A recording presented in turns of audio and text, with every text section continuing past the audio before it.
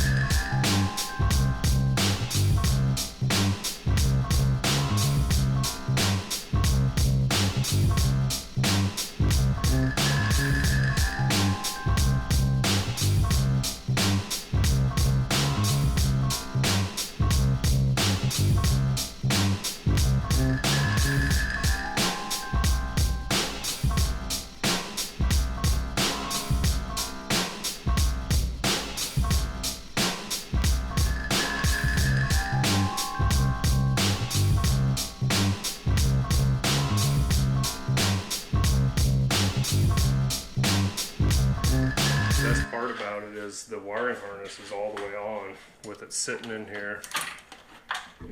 You really don't see any of those wires. All this stuff pretty much just disappears and blends together and blends in. So I think that's a huge win for the wiring harness. You know, you don't see any wires up there. on the intake. Everything's just nice and clean. Alright, ladies and gentlemen, we got the motor in the car. We finally get to see how that high-rise intake fits in there.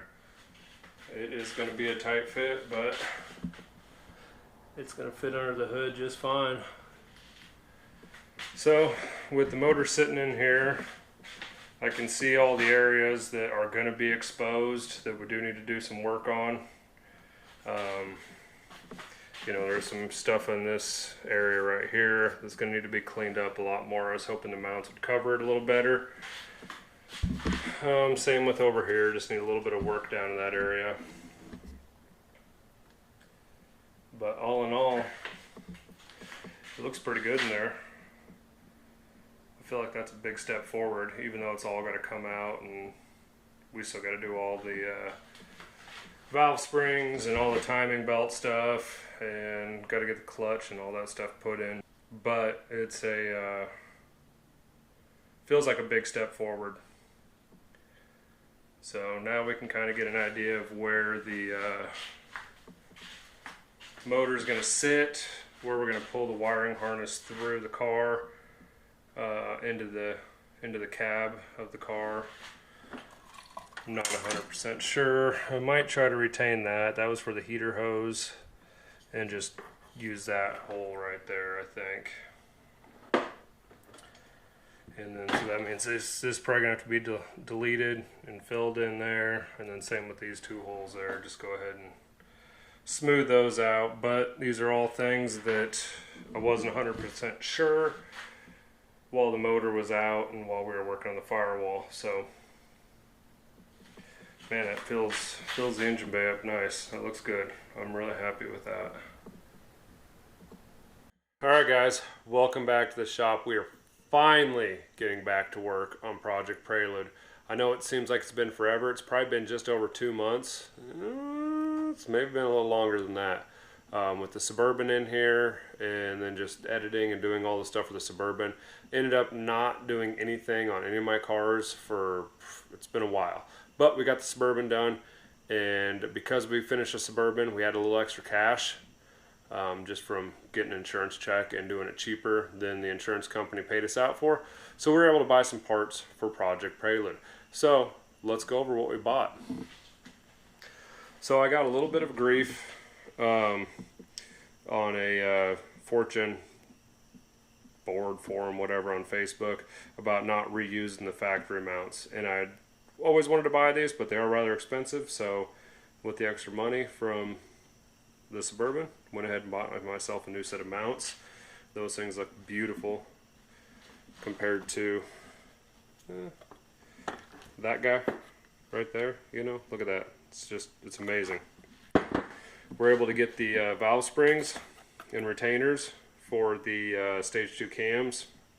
Got a gasket kit for the upper plenum, and then got a thermal gasket for the intake between the head. We got a manual tensioner. We have a tensioner with the bearing with a walk block on it. And then got a set of cam gears, adjustable cam gears, and then we got our Gates Racing timing belt. So all that stuff is ready for this, and we're 1, 2, 3, 4, 5, 6, 7, 8 steps closer to getting this thing done. So I think what we're going to focus on now is finishing up the engine wiring harness, and then we'll yank the motor back out and get all the timing stuff set up so that the motor's ready to run before we set it back in. So now it's time to get that mess of wire. It's all basically right there, just jumbled up. We need to get that through the firewall, figure out where we're going to bring it through the firewall. And I'm pretty sure we're going to come through somewhere right in here. I got to go make sure there's nothing on the inside that's going to get in our way. But we'll bring that whole umbilical cord right through the firewall right there. We'll put a grommet there. That should land underneath the center console, and then we should be able to branch off over to the ECU and wherever else we need to go with the rest of it. So that's the plan for now. So let's get to it. Let's see what we can get done here. Alright, so we were drilling the hole through the firewall for our umbilical cord from the engine harness, and now we're wiring up the trans harness and starter harness. And now we're going to go over and start deleting all of our deleted clips and sensors, such as EGR, idle air control valve, things of that nature from the ECU, as well as start chasing wires through the chassis harness and deleting things like ABS and secondary restraint system, airbags. Just want to double check all of our documentation, make sure we got our wire colors right and our pinouts right so we're not cutting the wrong wires. And now we start the fun of just sorting wires and sorting wires and sorting wires and sorting wires.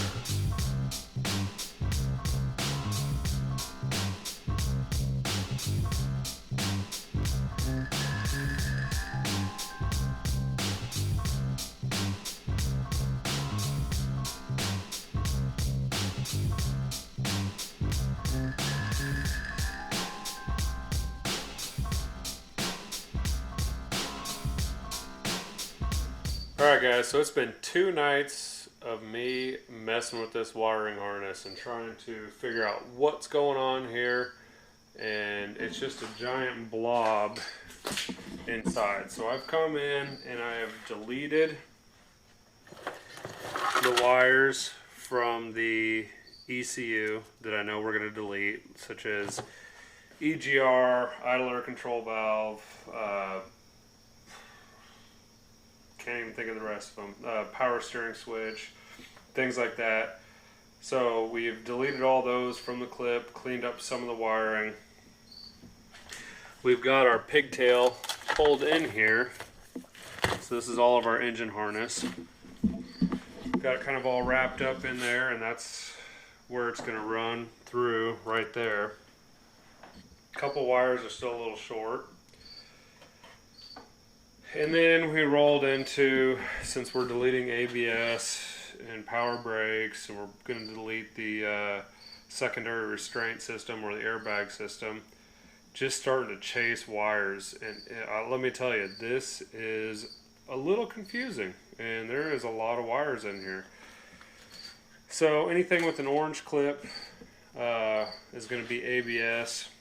Anything with a yellow clip and yellow wrapping, like you can see over there, that is going to be for the airbag or the secondary restraint system. I haven't really started touching the secondary restraint system yet, but I've been kind of just slowly working on deleting the ABS. I've got clips there on the ground, all these wires over here. I still have a handful of wires on the passenger side that are running over to the rear end of the car. Most of them go over here to this orange clip, which we know goes to the ABS module that's mounted right here. Now the rest of these wires run up, down, and then they go through the floorboard right there in the trunk.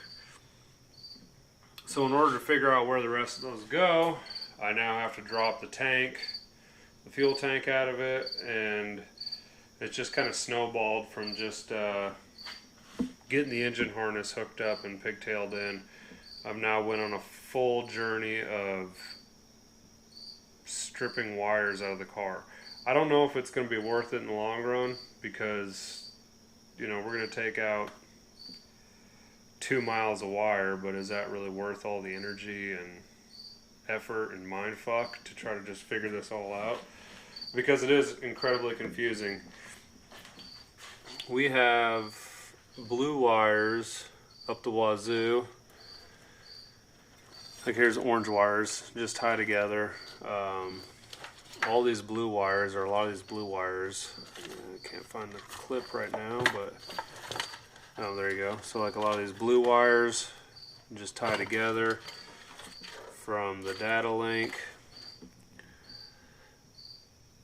So yeah, I've chased a handful of wires up that keep going up over the console, or the column, and I haven't pulled that down and stripped all that out to see where they go, but I'd imagine they're going to run up and over.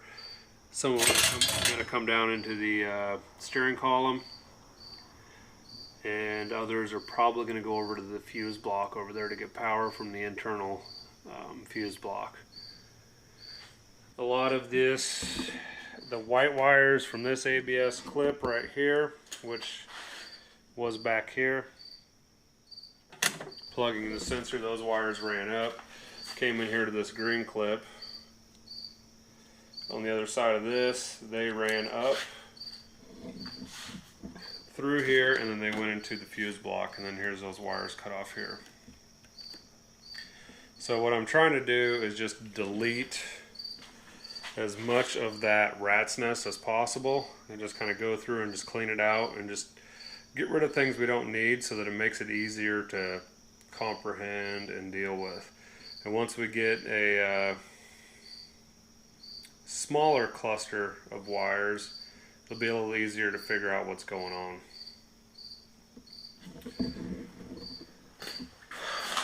But yeah, long story short, I might have bit off more than I can chew, I don't know. There are a lot of wires in here. I want to make sure that I don't screw up anything and cut off wires like that go to our fuel pump, brake lights, tail lights, things like that. I want to make sure we retain all those. But what's the point of having all the ABS in there and the secondary restraint if none of it's going to work anyway? So we might as well just delete it. Yeah, so I'm going to spend probably 3 days sorting wires and going from there. So I'll cut in here and there, just kind of give you guys an overview of what's going on. But yeah, it's going to be a long process. It's going to take me a little while, even before I can start tying the motor in, because I'd like to get the motor tied in and get it kind of in a standalone harness type situation. But man, I don't see that happening until I kind of get all this cleaned up. So it's going to be a bit. Motor's got to get yanked out. Got a zip tie where the firewall, where everything goes through the firewall. So that's kind of our length to get to the firewall, and then we can figure out how long everything needs to be after that. But again, that's going to be once we decluster all this. So I'm going to keep working on this, and we're going to go from there. Wiring, it's one of those things where you hate to do it, but you got to do it, or you hate to do it and you don't have to do it, but you do it anyway. I'm not really sure. So long story short, we're going to spend a bunch more time effing with wiring, so I'm going to get back to work. Oh God, I don't want to do any more wiring. I'm so burned out on that.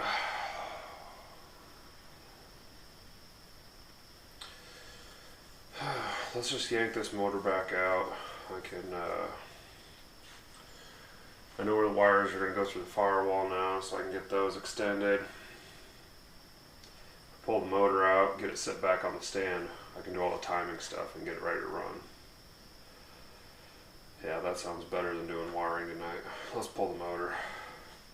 Alright, well, before we get the motor pulled out, now that we've got everything in here, let's see if we can find a good spot to mount the coil. It's not going to be in the way of shift cables or anything like that. Okay, so I think I've determined that I'm going to mount the coil down here on the cross member. Be kind of hidden once the intake pipe's in. And we'll make a longer coil wire to go up here to the coil. The wires right here, we can basically just reconnect those together where I clipped them off and put them in a loom and make them nice and pretty. This down here out of the way. Shouldn't be in the way of any of the shift linkages or anything else. So that is where we're going to put it.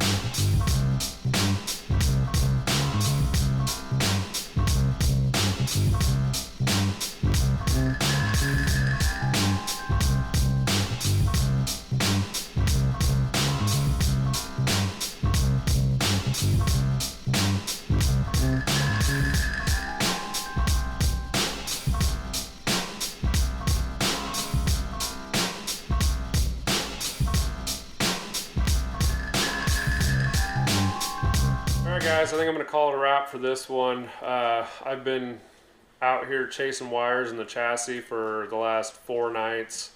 I don't feel like I'm really getting anywhere. I got everything cleaned out of the car. I got the pedals pulled out. I've got everything that I can get deleted from that mess of wire there.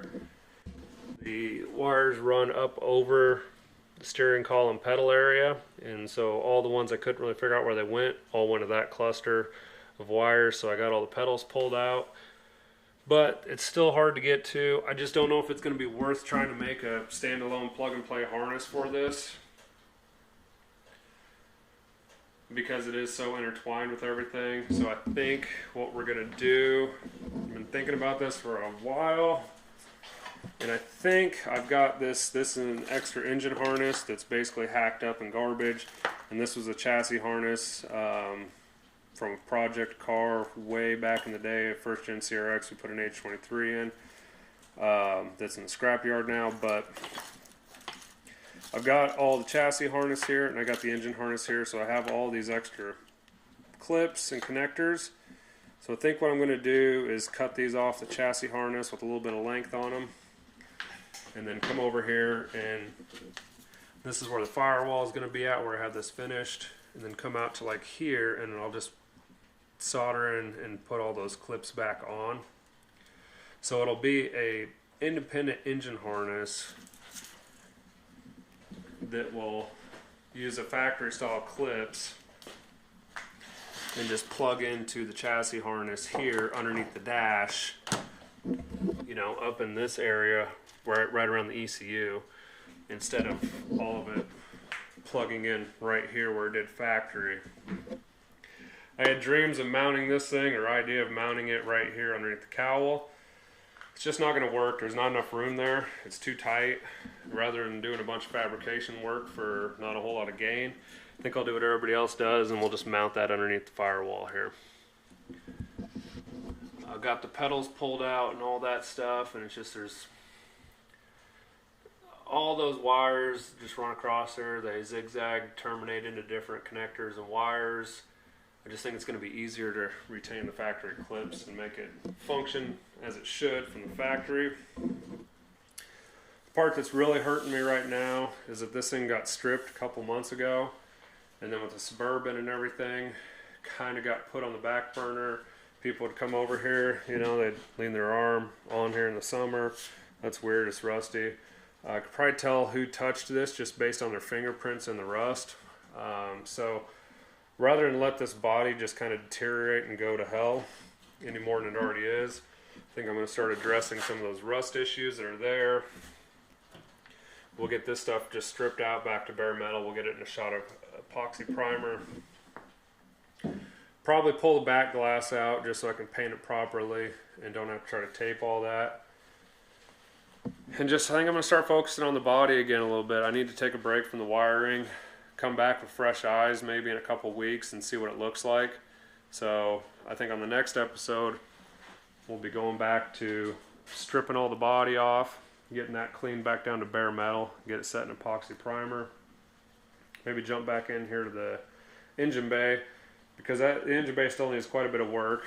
Everywhere I got an X is something I have to delete or fill in or get rid of. So once the motor is in, kind of determined what I needed there, what I didn't need, what was visible, what wasn't visible, and basically there's a lot of stuff that still needs work. So on that note, thanks for watching. We'll catch you on the next one, and we'll be rolling back into body work. So later.